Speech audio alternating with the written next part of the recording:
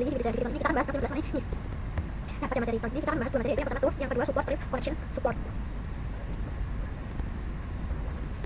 Nah, untuk RouterOS, tool di sini RouterOS menyediakan berbagai aktivitas yang membantu mengelola dan memantau router dengan lebih efisien. Kalau misalnya kalian buka Windows, ini pada bagian menu ini itu ada banyak sekali, ada IP, server, network, ada ping, ada profil, ada room.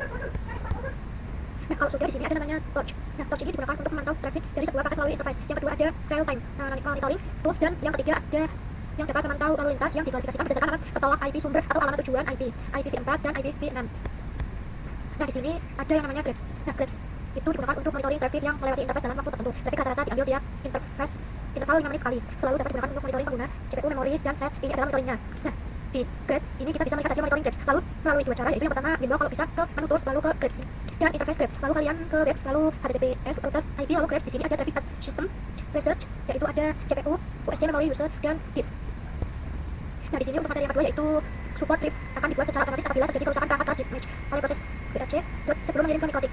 Connection file atau support dapat dilihat dari mikrotik.com atau acun. Nah, jadi penjelasannya yaitu sebuah laporan yang dibuat oleh ROS ketika terjadi masalah pada perangkat Mikrotik. File ini berisi informasi detail tentang kondisi sistem sehingga sangat berguna ketika ingin meminta bantuan teknis dari Mikrotik. File auto support drift akan dibuat secara otomatis apabila terjadi kerusakan pada perangkat keras atau error berat pada sistem. Proses pembuatan file ini dikelola oleh filter batch dot, yaitu proses yang bertugas memonitoring kondisi router dan mencatat error ketika terjadi kegagalan. Yang sebelumnya file support dikirim ke pihak Mikrotik untuk dianalisis, dan file tersebut dapat dilihat melalui situs mikrotik.com. Selain otomatis, file support juga bisa dibuat secara manual melalui window yang seperti terlihat pada gambar ini, teman-teman. Nah, jadi menurut terdapat opsi match support drift yang memungkinkan pengguna untuk membuat laporan sistem.